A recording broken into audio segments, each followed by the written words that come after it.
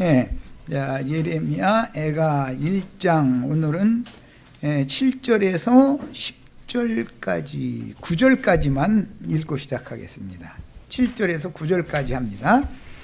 예루살렘이 환난과 유리하는 고통을 당하는 날에 옛날의 모든 즐거움을 기억하였으며 그의 백성이 대적의 손에 넘어졌으나 그를 돕는 자가 없었고 대적들은 그의 멸망을 비웃는도다. 예루살렘이 크게 범죄함으로 조속거리가 되었으니 전에 그에게 영광을 돌리던 모든 사람이 그의 벗었음을 보고 업신여기며 그는 탄식하며 물러가는도다. 그의 더러운 것이 그의 옷깃에 묻어 있으나 그의 나중을 생각하지 아니하며 그러므로 놀랍도록 낮아져도 그를 위로할 자가 없도다. 여호와여, 원수가 스스로 큰 채 하오니 나의 환난을 감찰하소서. 그랬습니다.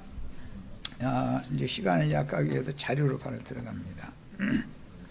7절 예루살렘이 환난과 유리하는 고통을 당하는 날에 옛날의 모든 즐거움을 기억하였으며 그의 백성이 대적의 손에 넘어졌으나 그를 돕는 자가 없었고 대적들은 그의 멸망을 비웃는도다. 이렇게 애가가 이어지고 있습니다. 여호와께서 임재하실 때는 열방 중에 영광스럽던 예루살렘이 여호와를 알지 못하는 이방의 정복자에게 점령당하여 성은 무너지고 왕궁과 성전은 불탈 때 백성들은 살아남기 위해서 뿔뿔이 이방 나라들로 흩어졌으며 경고를 무시하던 기득권자들은 왕족들과 함께 비참한 처지가 되어 적국에 끌려갔습니다. 이게 기본 인식을 지난 시간에도 지난주에도 강조해서 말씀드렸는데 예루살렘이라는 것은 영적으로는 사람의 개인적으로는 사람의 심령을 상징하는 것이고 예루살렘이 적군에게 이렇게 점령당했다라는 것은 이 세상 더러운 귀신들 악의 영들에게 인간의 양심이 점령당했다라는 것을 말하는 거예요. 기본적인 개념을 이해를 하셔야 돼. 예루살렘은 하늘의 하나님의 임재처소죠. 땅의 예루살렘은 비유인 것이고 위에 있는 예루살렘, 하늘의 예루살렘에 대한 상징이니까 땅의 예루살렘이 지금 이렇게 무너지고 망가진 거는 이것은 첫 아담 세계에 있는 저주받은 인간들의 마음 중심인 신앙 양심이 다 망가져 버렸다 이런 말이에요. 그걸 상징하는 거예요. 이 성경을 볼 때 이런 기본 성경이 말하는 개념을 이해를 하시고 있는 게 필요해요. 자, 그러나 그 누구에게도 그 어떤 나라에게도 도움을 청할 수도 없이 이런 것은 인간의 양심이 완전히 파괴되면 화인 맞은 양심이다 그러죠. 하나님이 그를 버렸다 이 말이에요. 그 생명 자체를, 그 영혼 자체를 완전히 그냥 버려버린 거예요. 그러면은 화인 맞은 양심이 되어져서 사람이 위선자 노릇을 평생 하다가 일생을 마칠 수밖에 없는 거죠. 진실하지 못한 진실함이 사라져 버리는 거예요. 그리고 강팍하고 완악해지는 것이 특징이죠.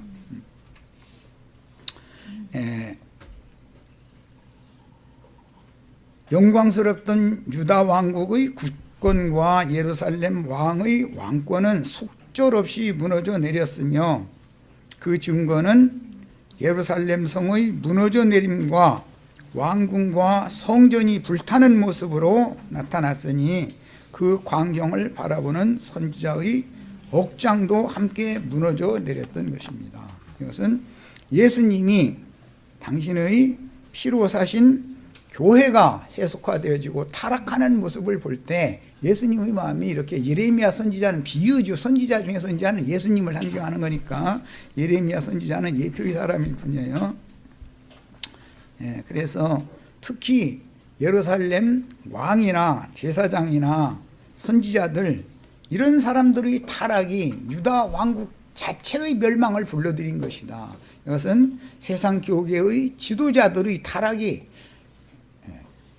주님이 세운 교회가 세속화되어지고 마귀의 것으로 이렇게 완전히 사로잡혀가 버리게 된 원인 제공은 교회의 지도자들이 한 거다, 그런 말이에요. 그걸 상징하는 거예요.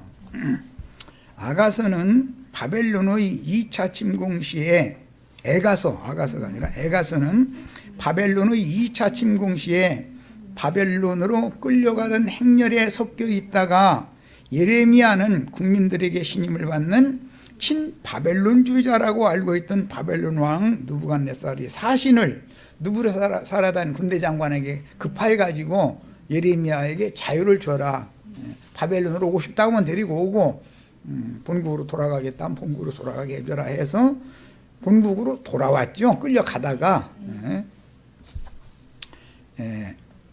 그랬는데 고국에 돌아온 후에 유다 왕국의 멸망을 눈으로 목도하며, 직접 눈으로 목도하며 쓴 시가다. 그러나 다니엘이나 예레미야나 이런 선지자들은 예루살렘 성이 이렇게 무너져 내리는 것을 보지는 못했죠. 그리고 사로잡혀서 바벨론에 끌려갔었던 거예요. 그때 선지자는 과거의 영광스럽던 유다 왕국의 영광을 나타내던 예루살렘 성의 위용과 많은 인파가 모여서 절기를 지키며 여호와께 감사의 찬양으로 영광을 돌리던 과거를 회상하며 이 시가를 썼습니다. 유다를 멸망시킨 적국 군사들과, 이것은 황충군대다 그러는데 군대 귀신이라고 그러죠. 신약의 용어로는 더러운 세속 귀신들이, 악령들의 지휘를 받는 더러운 귀신들이 피로 사신 하나님의 자녀들, 백성들의 영혼을 이렇게 완전히 망가뜨려 놓는 것을 지금 상징한 거예요. 한때는 하늘을 찌르는 자부심으로 충만했던 유다 왕국 사람들을 비웃으며 입을 삐죽이면서 너희가 너희 하나님을 자랑하며 우리를 하나님도 모르는 자들이라고 비웃던 자들이냐. 그냥 유대인들은 선민 사상이 아주 투철했었기 때문에 오늘날 기독교계에는 칼빈의 예정설 아주 투철하죠. 저희는 그냥 이뻐서 그냥 영원 전부터 그냥 저희는 구원하기로 예정을 해놨고, 저 예배당에 안 나오는 사람은 아주 그냥 심판을 하고 이미 예정을 해놔가지고 그 사람 아무리 믿고 싶어도 못 믿는 거예요. 이미 영원 전부터 심판을 하고 예정해놔버렸으니까. 그런 쓸데없는 교리를 믿었다는 거예요. 하나님을 자꾸 오해시키는 거죠, 인간 교리들이라는 것이. 그래서 보라, 너희가 그렇게 자랑하던 하나님의 성과 성전이 지금은 어떻게 되었느냐, 비웃었다. 개인적으로도 내가 하나님의 은혜가, 주님의 임재가 나를 버리고 떠나면 내가 엉뚱한 생각, 엉뚱한 말, 엉뚱한 짓 하고 나서는 괜히 누구 보는 사람도 없는데 뒤에서 땀 흘리죠. 이마에서도 땀 흘리죠. 해보셨어요? 안 해보셨어요? 해봤어요? 그럼 무슨 뜻이에요? 아직은 하나님이 나를 지켜보고 계신다는 뜻이죠. 근데 화인 맞아가지고 하면은 땀 나요, 안 나요?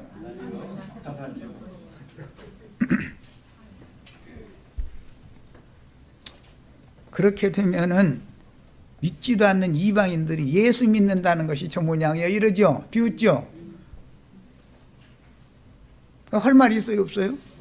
유구무원인 거예요. 오늘날 이방인들이 기독교 말도 못하게 지금 비판하죠. 그래도 쥐소리도 못해. 왜 그래요? 사실이 그런데 그 어떻게 할 거예요? 사실이 그런데 세상 사람만 또 묻은 거예요. 세상 사람들한테 예루살렘이 비판을 받았는데도 쥐소리도 못했다는 거예요. 그걸 볼 때 예레미야 선지자가 너무 가슴이 아픈 거예요. 예수님 피로 사신 교회가 이 모양이 되면 예수님이 가슴이 얼마나 아프겠냐, 그걸 지금 그림으로 보여주는 거잖아요. 너희가 그렇게도 자랑하던 그 하나님이 살아계셔서 너희에게서 영광을 받으시며 너희와 함께 계셔서 유다 왕국을 영광스럽게 해준다던 그 하나님은, 우리는 예수 믿어 구원받았다고 큰소리 떵떵 쳤는데 보니까 세상 사람이 보니까 영안이거든. 그러니까 이제 막 비판해야 되는 거야. 그런데 그 사람들이 세상 사람들 먹이거든 나귀를 통해서도 하나님 얼마든지 말씀하실 수 있죠. 옛날 같으면 너희는 구원도 못 받은 것들이 뭐 말씀하라 뭐 성경 막 이렇게 침탁 해가면서 막 성경 몇 장 몇 절 보자 해가면서 성경줄이나 읽었다고 아는 척게나 했었는데 오늘날 와가지고는 이방인들한테 너희가 그렇게 자랑하던 신이 도대체 너희를 이렇게까지 절두절명하게 심판했더니 할 말 있어? 할 말 없는 거죠. 무슨 말을 하겠어요. 자신들이 이방인들에게 당하는 수모와 고통은 곧 자신들의 하나님 여호와께서 하나님을 모르는 이방인들에게 당하는 수모와 고통이었기 때문에 여호와의 자녀들인 자신들이 여호와를 멸시함으로 결과적으로 여호와를 멸시했다는 건 말씀을 멸시하는 걸 말하는 거예요. 여호와라는 말은 말씀을 말하는 거예요. 멸시함으로 결과적으로 이방인들에게 여호와께서 수모를 당하시는 것이 선지자의 영과 마음이 수치스럽고 아팠던 것입니다. 우리도 예수님과 똑같은 심정을 가져야죠. 자, 이제 8절로 갑니다. 예루살렘이 크게 범죄함으로 조속거리가 되었으니, 이방인들한테 조속거리 당한 거잖아요. 예루살렘이 괜히 그런 게 아니라 크게 범죄했기 때문에 결과적으로 이런 결과가 왔다는 거예요. 전에 그녀에게 영광을 돌리던 모든 사람이 그녀의 벗었음을 보고 업신여기며 그녀는 탄식하며 물러가는도다. 할 말 없으니까, 예루살렘을 비판하니까 이방인들이 할 말이 없으니까 탄식하고 그냥 꽁무니 빼는 거지 뭐. 물러가는도다 그랬는데, 이방인들 앞에서도 떳떳하지 못한데 하나님 앞에 떳떳하다고 한다는 건 이건 말도 안 되는 소리 하는 거죠. 그렇게 예수 믿을 바면 안 믿는 게 차라리 낫지. 선지자는 유다 왕국의 머리 성읍이요 여호와의 임재초소였던 예루살렘을 벌거 벗겨진 여인으로 비유하였는데, 그녀가 지금 모든 사람이 그녀가 벌거 벗었음을 다 보고 비웃는다는 거잖아요. 조소한다는 거잖아요.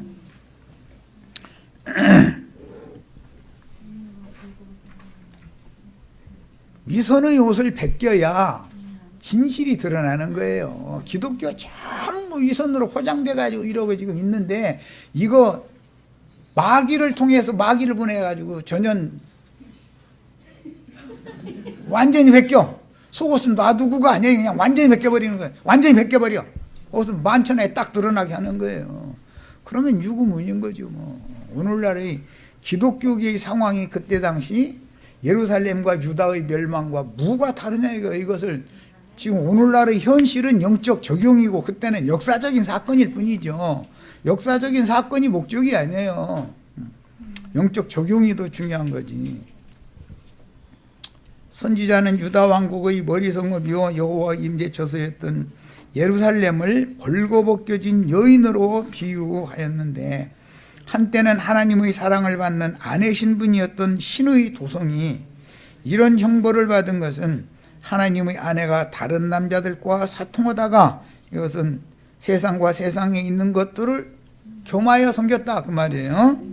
결국 남편의 질투로 말미암아 거룩한 하나님은 질투하는 하나님이요 분풀이를 통해서 은밀한 부끄러움의 일들이 다 드러난 여자로서의 수치와 모욕을 당하는 모습으로 그리고 있습니다.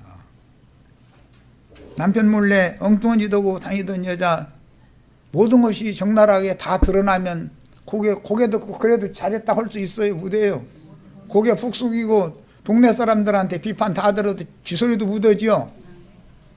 이게 다 영적인 주님이 피로 사신 교회의 상황이 어떤가를 지금 말하는 것이다 이거예요. 거기에 대한 모형이다 이 말이에요. 그림자고 구약 성경이니까. 선지자의 이런 비유는 계시록에서 큰 성 바벨론이라는 큰 음녀를 심판하실 때 벌거 벗겨서 불로 사름으로 형벌하시는 세속화되고 타락한 세상 교계를 상징하므로, 이해되셨죠? 구약 성경에 예루살렘 성을 벌거 벗긴 것은 신약 성경에 큰 성 바벨론 큰 음료를 벌거벗겨 가지고 불살라 버리잖아요. 세상 쪽의 타락상과 더러움이 어떻게 세상 사람들의 눈에 만천하에 드러나고 주님의 이름이 수모를 당하며 진리의 신앙을 지키려는 증인들과 소수의 무리에게는 부끄러움과 아픔이 되는지를 보여줍니다. 선지자의 이런 심정이 다니엘 9장에 보면은 다니엘이 그렇게 기도를 할 때 이 예레미야서를 인용해 가지고 기도하잖아요. 우리 죄악이 너무 컸나이다. 우리가 주의 말씀을 너무 등지고 버리고 너무 방자히 행하고 교만하게 행하고 이러다 보니 이런 심판이 왔는데 이것은 하나님의 의로우심입니다 해가면서, 그렇지만 하나님의 의로우심을 의지하되 주님의 긍휼하심과 자비를 의지하여 간구하오니 이 성을 돌아보시옵소서, 주여 용서해 주시옵소서 기도하니까 그 기도가 연락이 되잖아요. 자, 전에 그녀에게 영광을 돌리던 모든 사람이 그녀의 벗었음을 보고 업신여기며 그녀는 탄식하며 물러가는도다. 빛나고 깨끗한 세마포로 또 색동옷으로 그렇게 아름답게 치장해서 황후의 옷을 입혀줘 놨더니 그 황후의 옷에다가 외간 남자들 만나고 다닐 때마다 질질 흘리고 다니지는 말이야 될 거 아니야. 뒤처리는 잘해야 될 거 아니야. 그런데 주님의 눈에는 다 보인다는 거, 그게.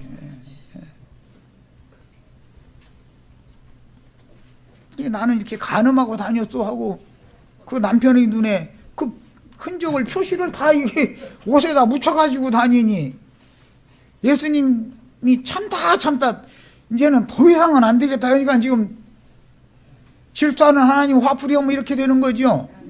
세상에서도 내가 그래 가끔 그 얘기해요.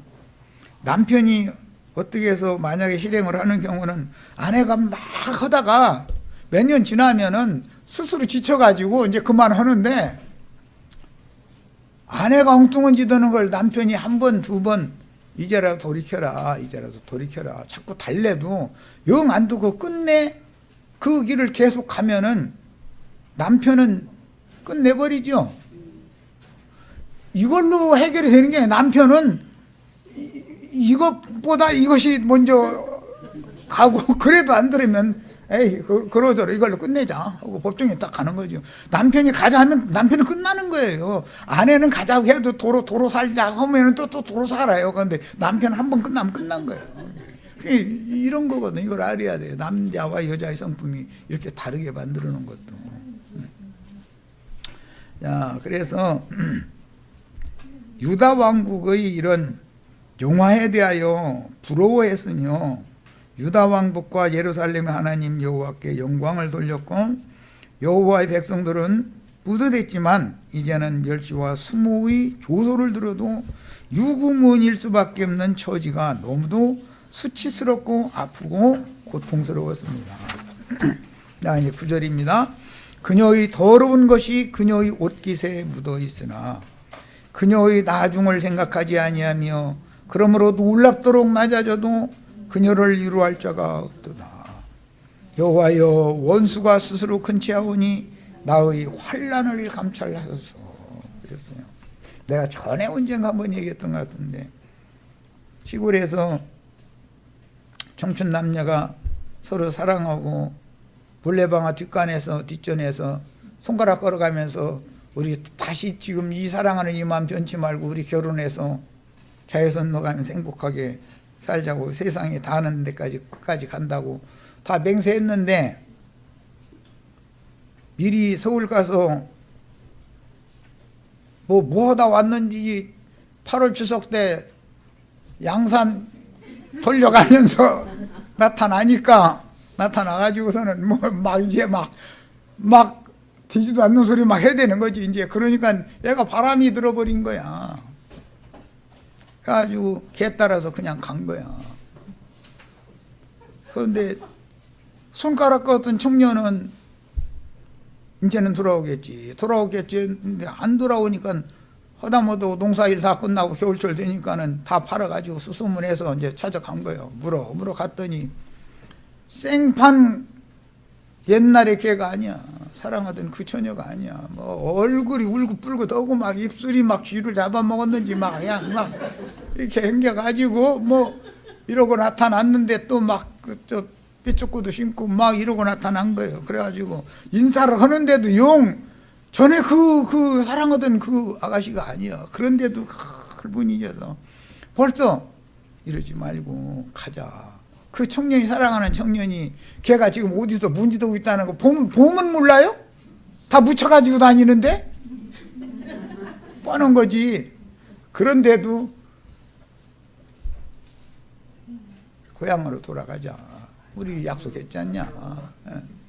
하면 모르는 척하고 따라와서 자여손 낳고 잘 살아야 돼요. 내가 지금 시골 가서 지금 홀밑자루 대학 볕에 가서 들판에 가서 이렇게 생겼어?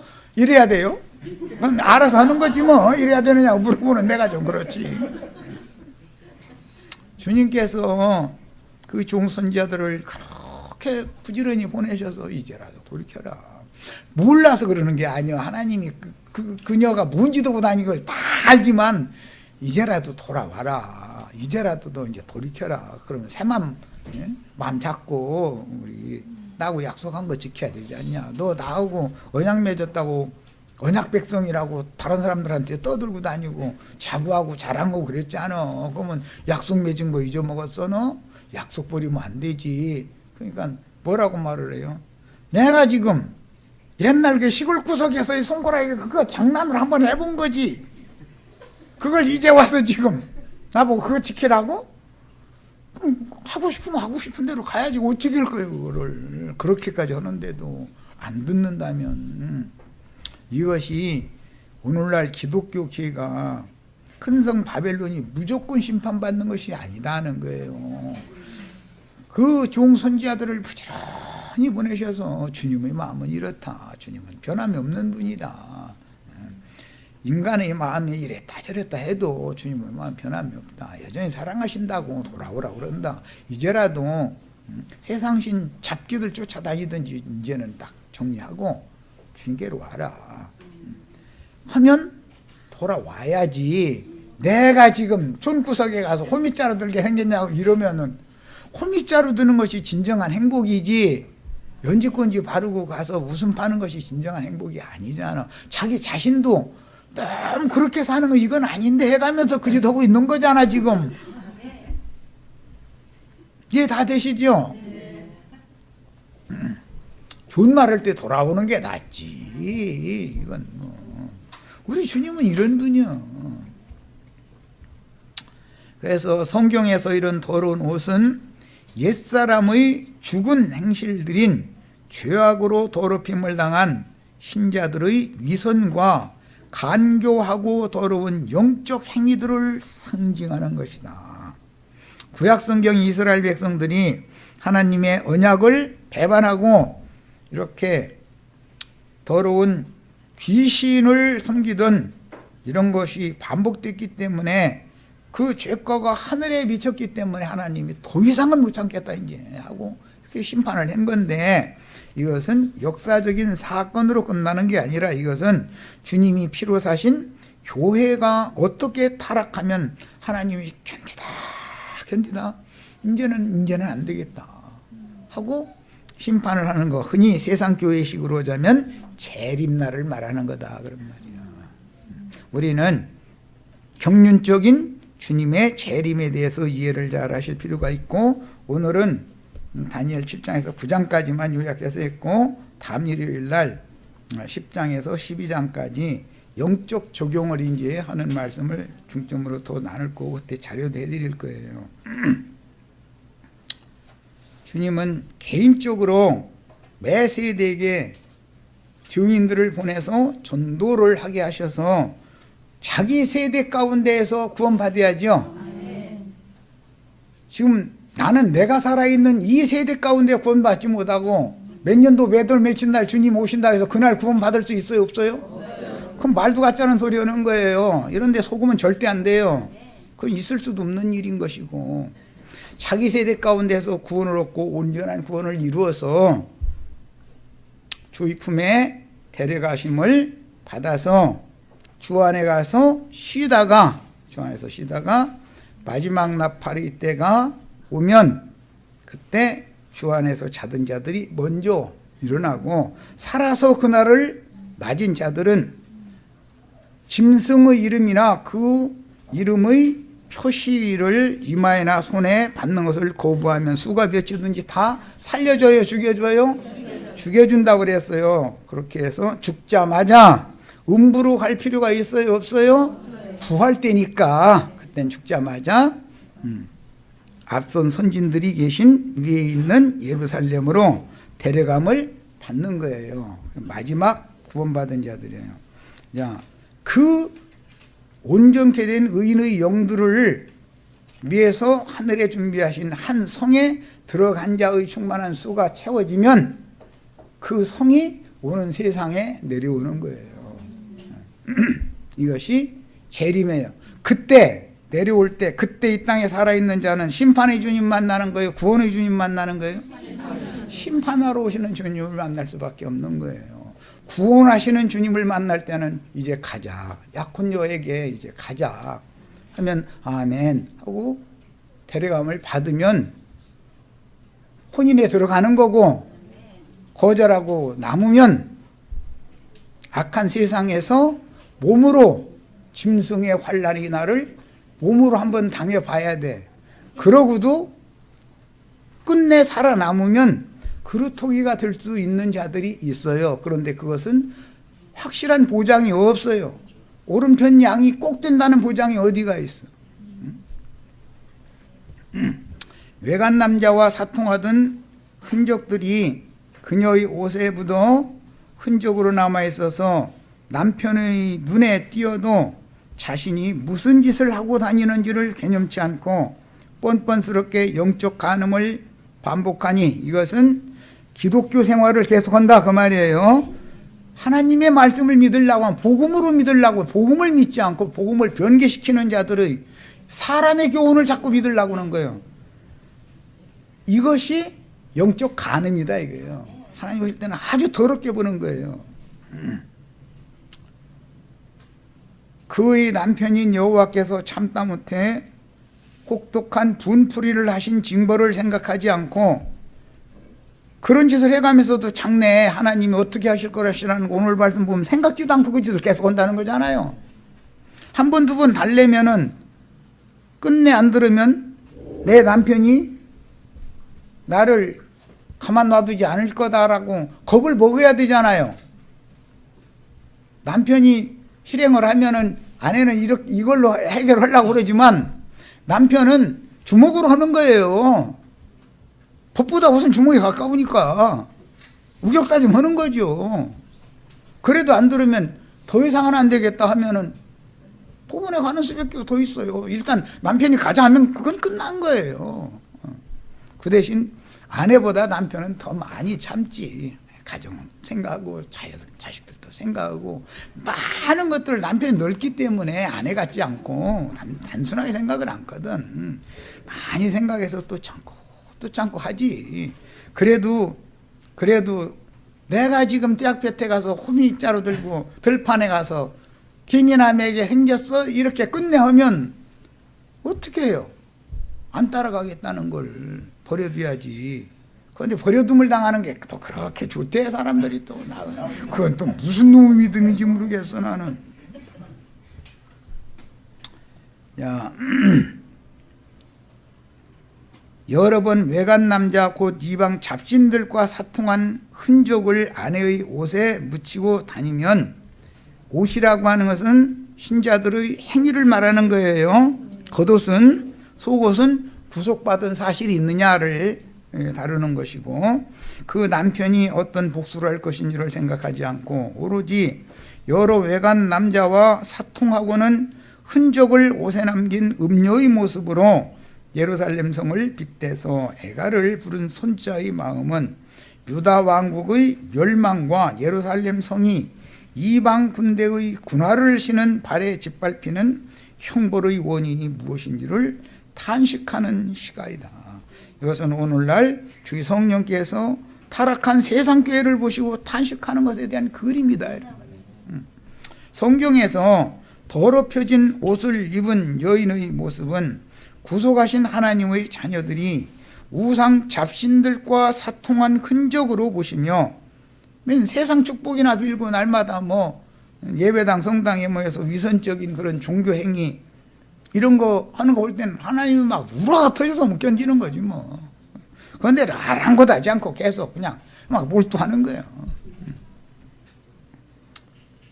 범죄한 후에 스스로 자신들의 수치를 가려보려고 무화과나무 잎으로 만든 치마를 입은 모습으로 기록하고 있습니다. 마태복음 23장의 외식하는 서기관들과 바리새인들이 주장하는 예루살렘에 대한 주님의 선고를 우리는 참조해야 됩니다.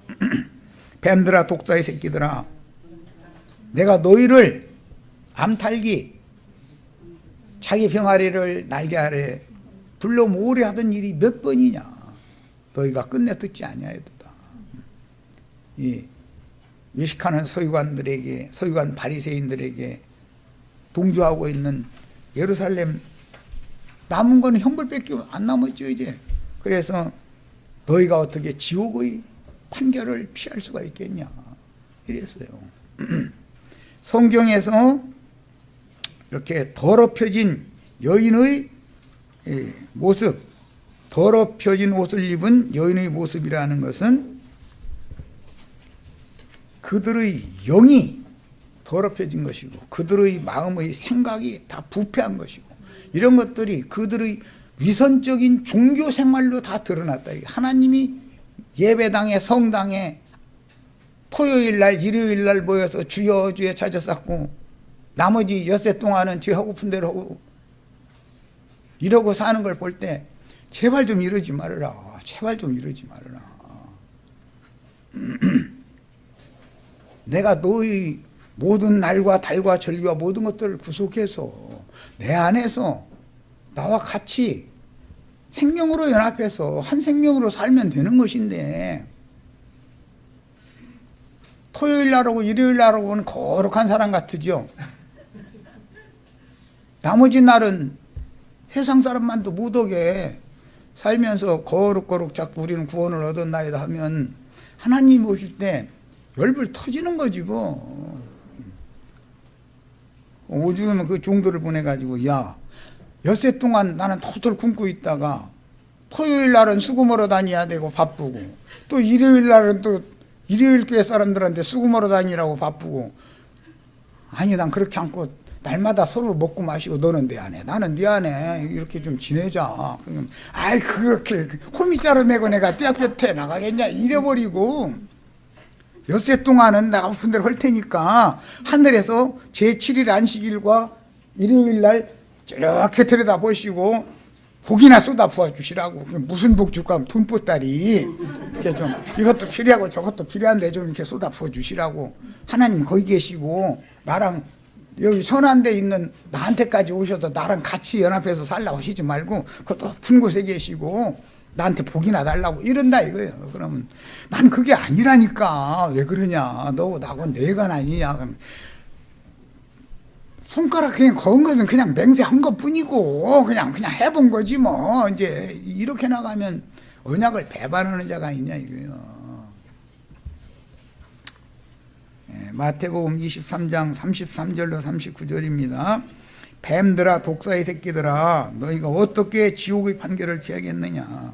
그러므로 내가 너에게 선지자들과 지혜 있는 자들과 서기관들을 보내매 너희가 그 중에서 더러는 죽이거나 십자가에 못 박고 그 중에서 더러는 너희 회당에서 채찍질하고 이 동네에서 저 동네로 따라다니며 박해하리라.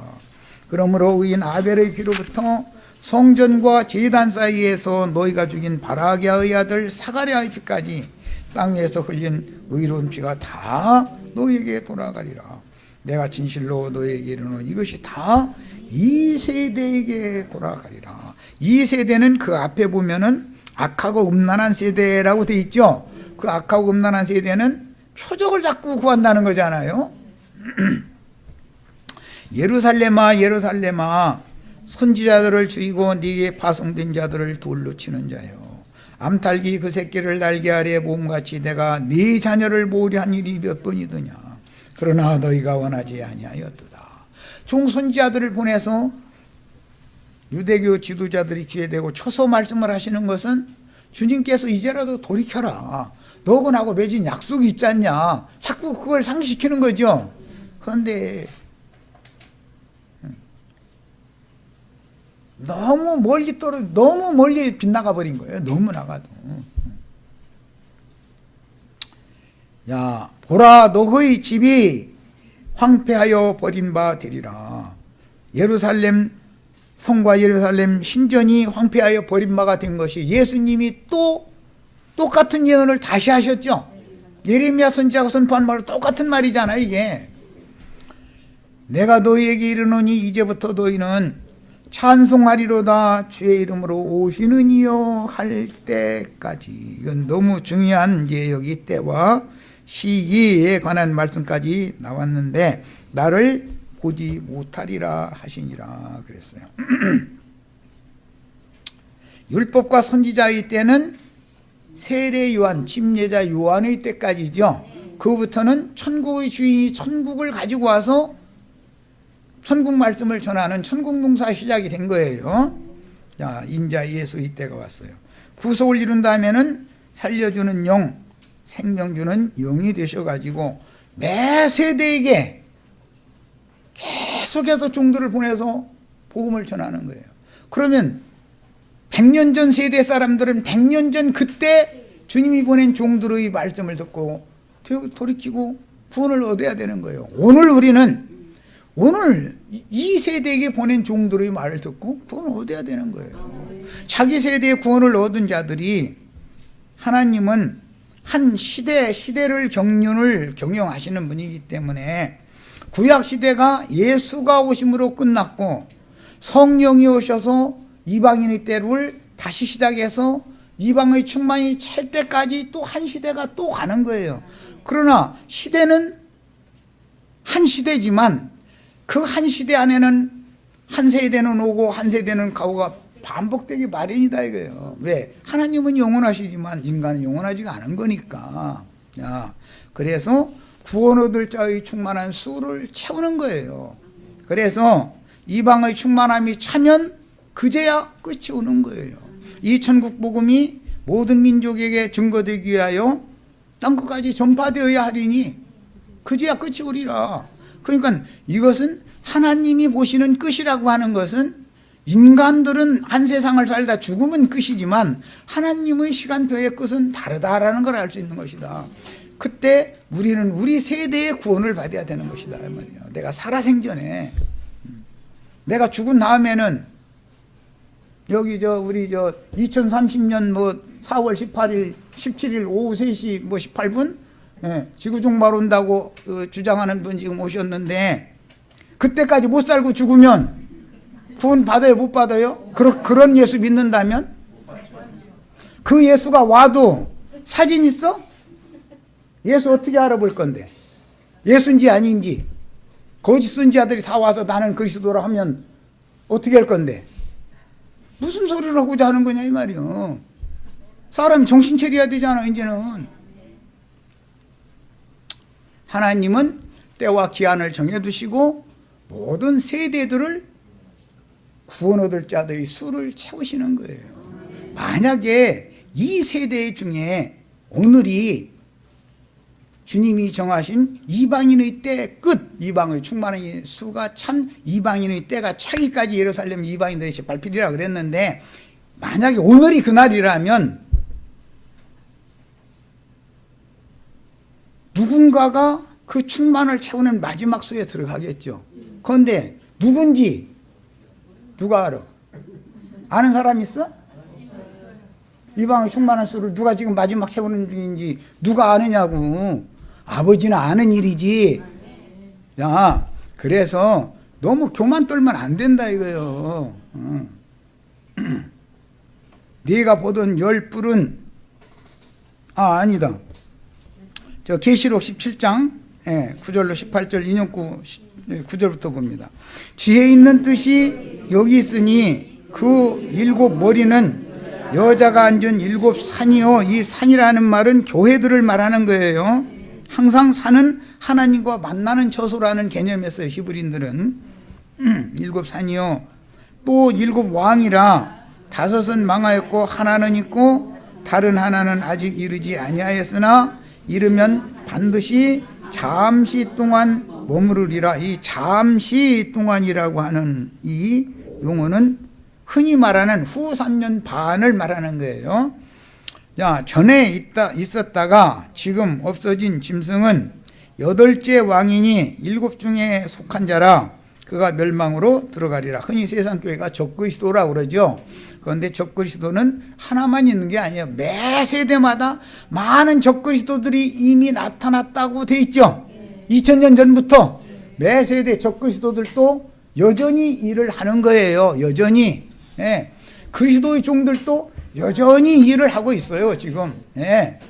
야, 그래서 적그리스도들을 통해서 멸망의 자식들을 그쪽으로 모아가는 거고 그리스도의 종들을 통해서 천국 자녀들을 그쪽으로 또 모아가는 거예요. 해서 양쪽에 그 수가 딱 차야만 한 시대가 종결된다 하는 것이 성경 이야기다 이런 말이에요. 그런데 그렇게 아는 것들이 너무 지나치게 많으면 안 되죠. 성경대로 믿어야지. 자, 그 다음에 그들이 한 뜻을 가지고 자기의 능력과 권세를 그들은 용의 10뿔과 7 머리들이 흔히 말하는 적그리스도 멸망의 자식이라고 하는 바다에서 올라온 큰 짐승의 으뜸되는 그에게 이제 다니엘이 말한 바 멸망이 가증한 것이다 그랬는데 그에게 이 기독교를 큰 음료를 어떻게 처리를 해도 좋다는 권세를 다 맡긴다는 거예요. 아까 오전 시간에 마침 헬라의 안티오코 에피파네스 4세라는 자가 그런 모든 권세가 있었기 때문에 그런 짓을 한 거잖아요. 자, 그들이 어린 양과 더불어 싸우려니와 어린 양은 만주의 주시오 만왕의 왕이시므로 그들을 이기실 터이요 또 그와 함께 있는 자들 곧 부르심을 받고 택하심을 받은 진실한 자들도 이기리로다 그랬어요. 이기는 자들은 육의 장막을 벗는다는 거예요. 육신을 입고 살아남는다는 거예요. 이기는 자는 다 죽는 자를 말하는 거예요. 죽임당한 거예요. 짐승을 거부하면 적그리스도들을 거부하면 죽이게 돼 있어. 그때는 마지막에는. 그게 이기는 자예요. 그 다음에 또 천사가 내게 말하되 네가 본 바 음녀가 앉아있는 물은 백성과 무리와 열국과 방언들이라. 여기 무리라는 말은 세상의 영에 점령당한 인간들의 영혼 상태를 말하는 것이 전부 성경은 영을 말한단 말이에요. 영을. 어떤 영을 받았냐 이 말이에요. 네가 본 바 이 10뿔과 짐승은 음녀를 미워하여 망하게 하고 벌거벗게 하고 그의 살을 먹고 불로 아주 살으리라 그랬어요. 예루살렘 성을 말할 때 여자를 벌거벗긴 걸로 에가서가 지금 그 말씀 나누라 여기 인용을 한 거예요. 뭘 상징한 거였어요? 세속화된 기독교계가 이런 방식으로 바벨론의 느부갓네살 왕을 통해서 예루살렘이 심판받았던 것은 하나의 표상이고 훗날 흔히 말하는 적그리스도라고 하는 용의 사자에 의해서 기독교계가 심판받을 것에 대한 모형이었던 것이다 이란 말이야. 기독교계 지금 벌거벗김 당하고 있죠. 속옷 다 벗기는 사람들 많이 있죠. 각 신문사들이 엊그제 뭐 신문에 잠깐 보니까 무슨 그 예배당 그 목사였던 친구 그 친구 뭐 지금 감옥에 갔는가 보더만 그 사람의 모든 정체를 적나라하게 신문이 다 밝히고 있죠. 뭐 하는 거예요 지금? 홀딱 벗겨버리는 거예요. 그래도 그 사람의 교리에 빠진 사람들은 그분 감옥 보내는 것은 잘못하는 거라고 이러고 기도할 거 아니야. 날마다 뭐 철야기도인가 뭐 한다더만 거기 모여서 날마다 그 사람 내보내달라고. 그게 그런 짓을 같이 망해야 되겠어요?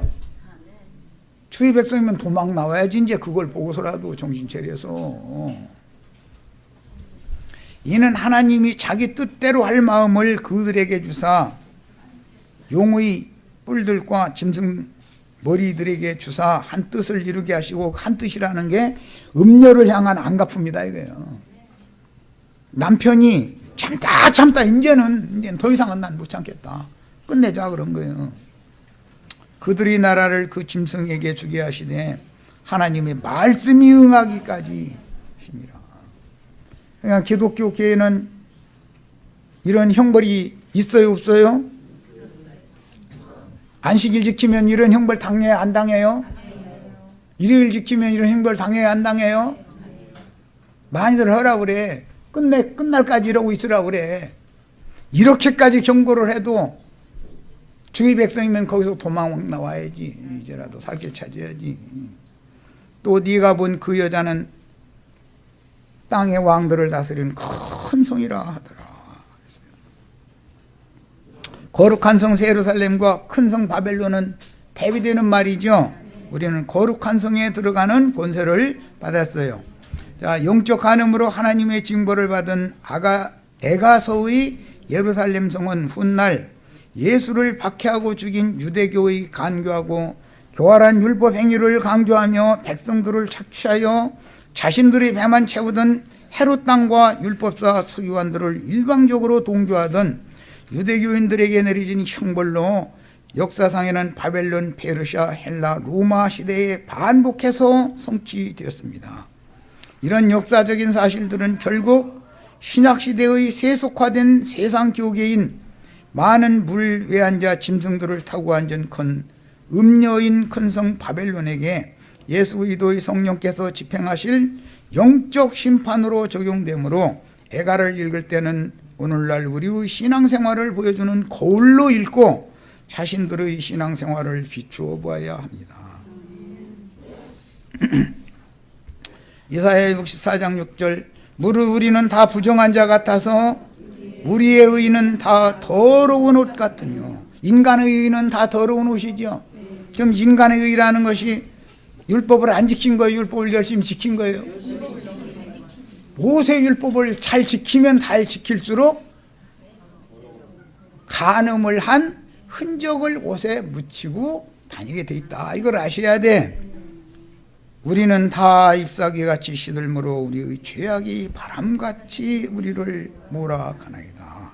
이 말씀은 시편 90편 모세의 하나님의 사람 모세의 시에서 이게 이사야 선지자 훗날 인용한 거예요.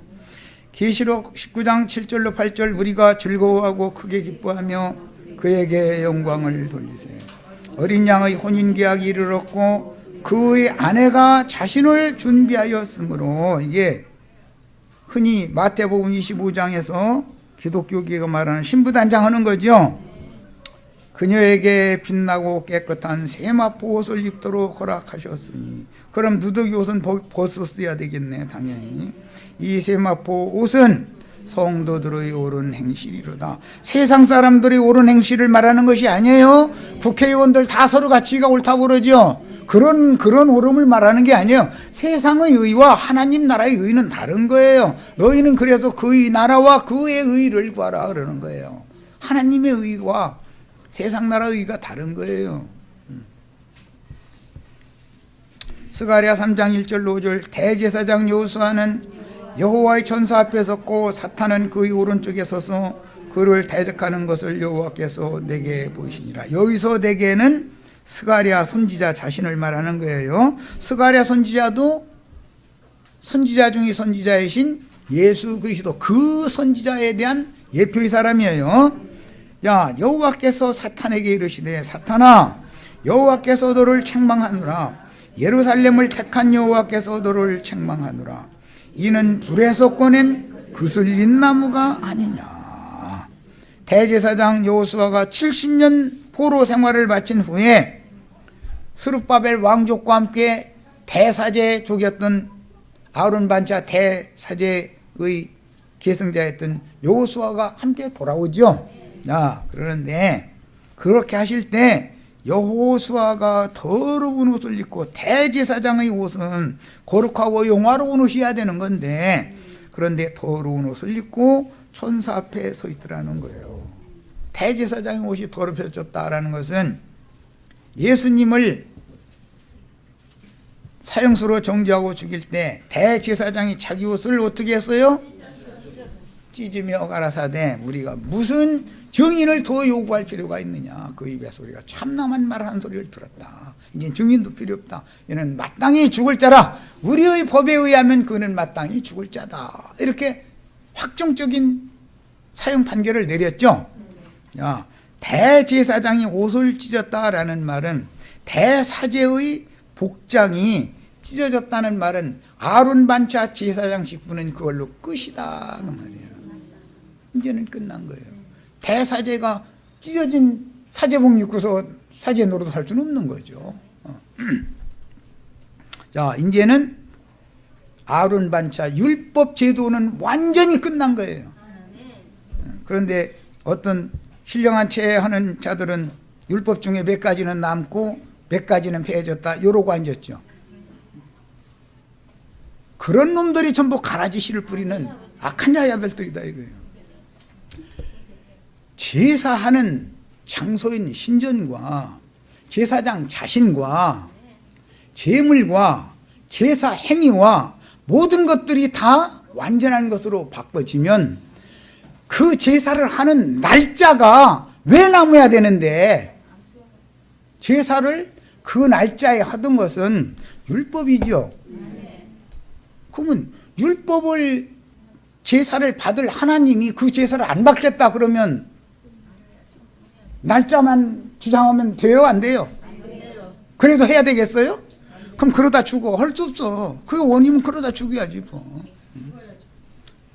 창세기 1장 1절 태초에 하나님이 천지를 창조하시니라. 그 시간의 모든 것의 그는 시점이 토요일이요 일요일이요 화요일이요 수요일이요 무슨 요일이길래 그렇게 주장을 잘해. 저희가 어떻게 그렇게 그걸 잘 알아.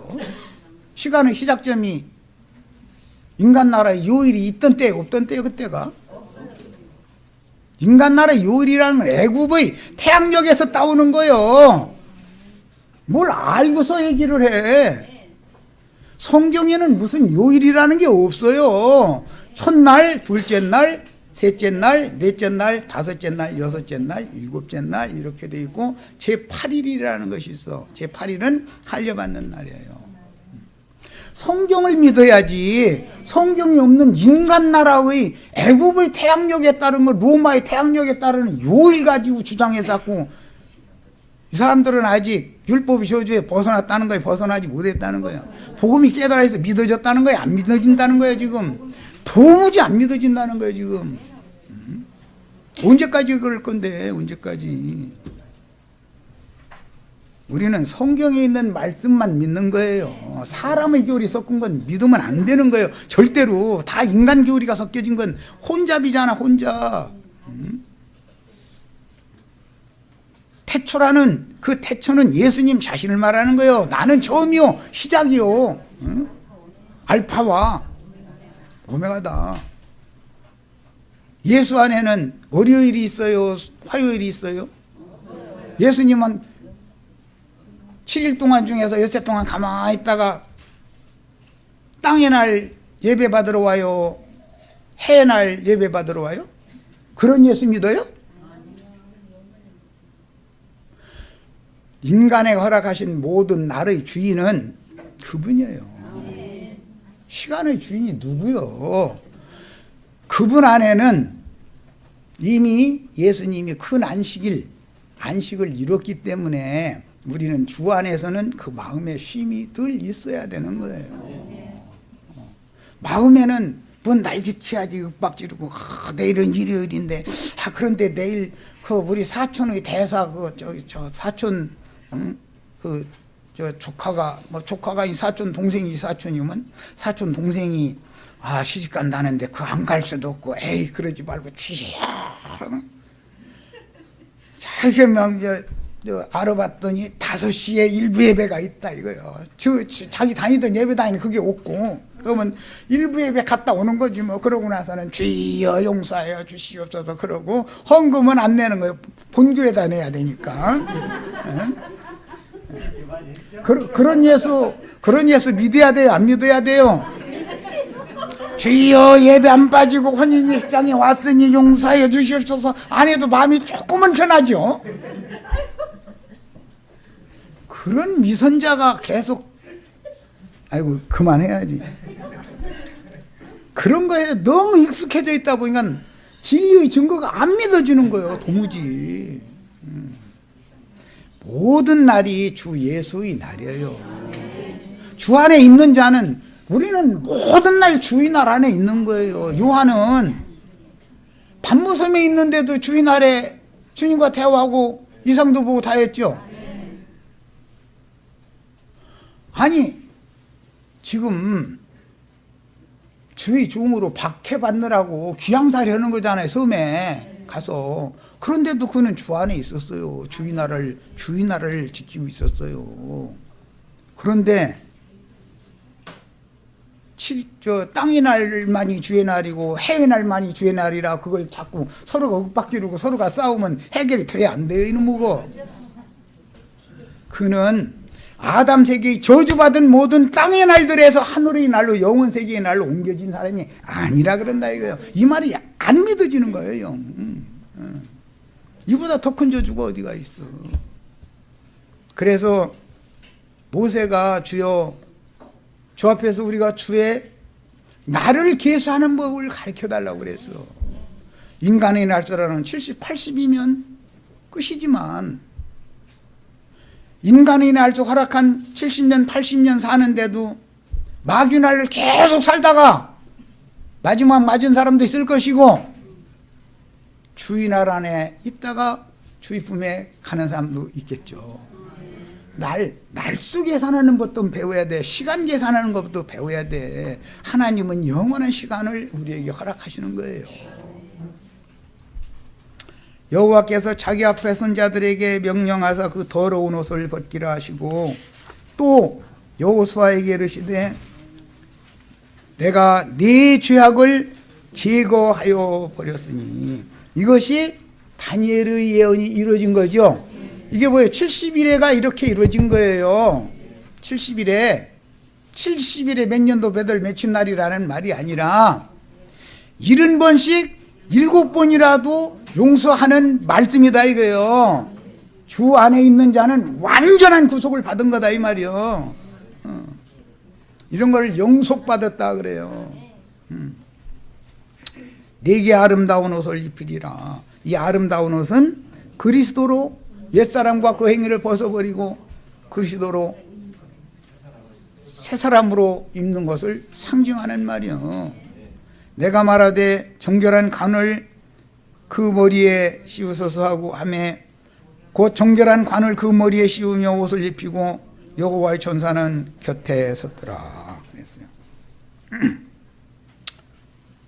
영광의 면류관에 쌌는데 영광의 면류관은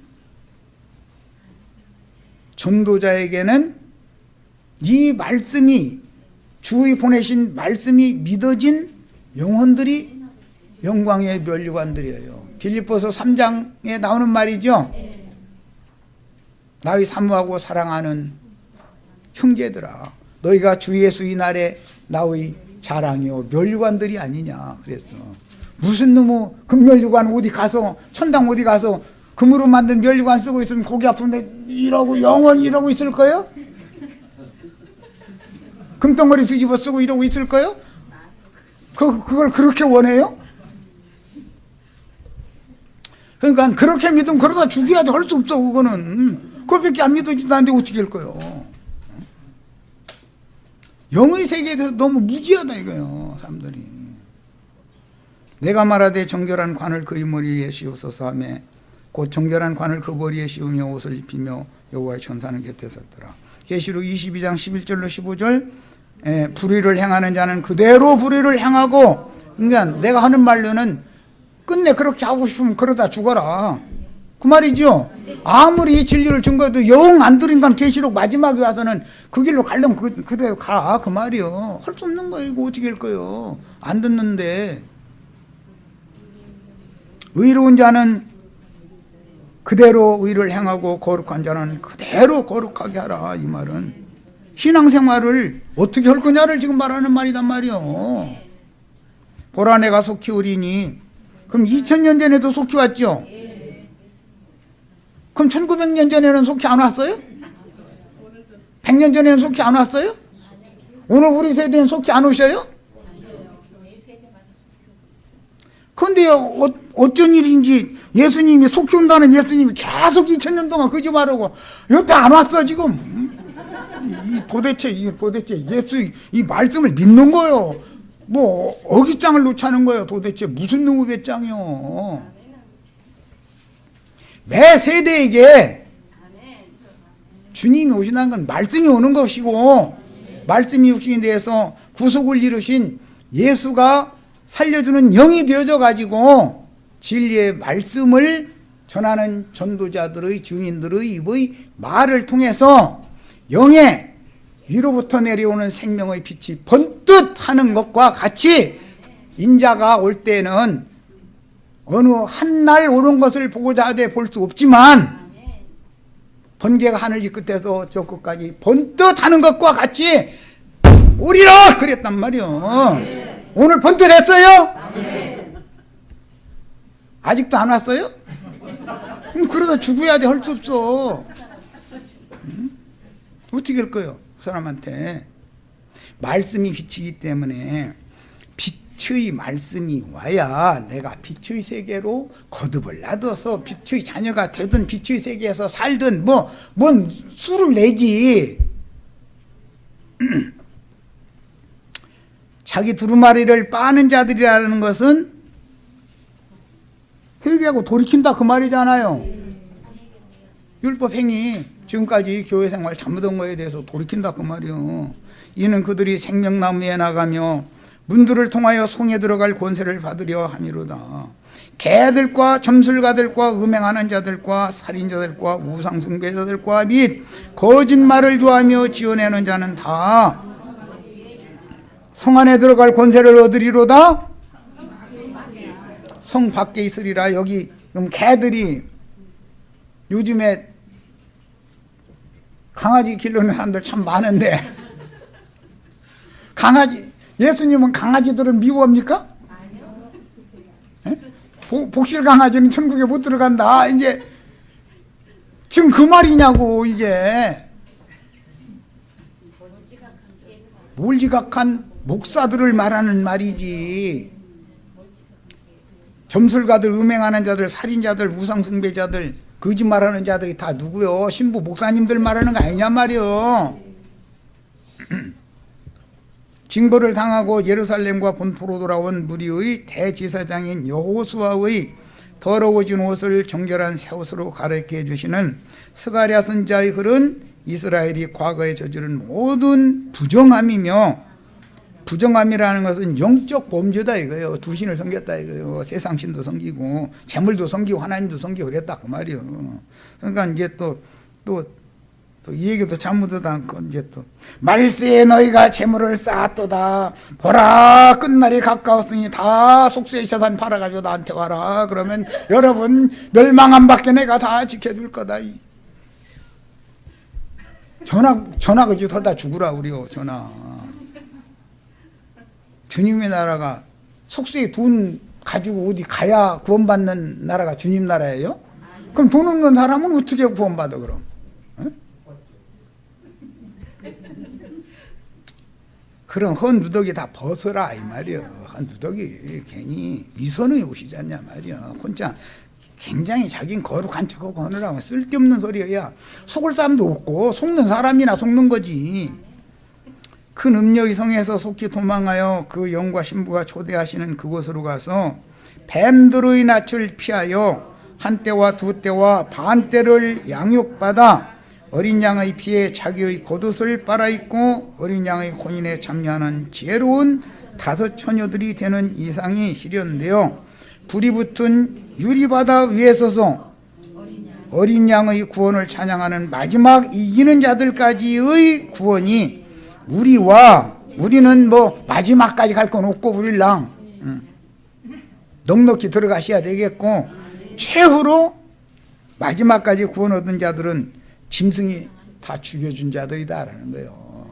그래서 짐승이 다 죽이는 얘기한다 하면은, 그러므로 지금 이후로 주 안에서 죽는 자들은 복이 있도다 하고 나술지들로 땅의 곡식을 거두는 얘기를 한 거예요. 마무리 추수. 야, 그러므로 놀랍도록 낮아져도 그녀를 위로할 자가 없도다. 그 누구도 만국의 눈에 영화롭던 유다 왕국 도성 예루살렘이 이렇게 하찮은 이방 군대에게 점령당하고 무너져 내릴 줄은 예상하지 못했었다. 신의 도성인데 감히 이게 무너진다면 꿈에도 생각을 안 했어요. 그런데 하나님이 행하시니까 여지없이 무너지더라는 거예요. 이게 큰 성 바벨론, 세상 기독교계가 무너지지 않을 것 같으죠? 그건 사람의 생각이고, 말씀에 무너졌도다 큰 성 바벨론이요. 그럼 세상 기독교계, 음력교회 무너져요, 안 무너져요? 반드시 무너져요. 여기까지 해서 마치겠습니다. 시간이 좀 많이 지난 것 같아서. 네, 반드시 무너져요. 그럼 무너진 성에 남아있어서 심판 같이 받아야 되겠어요? 도망 나와야 되겠어요?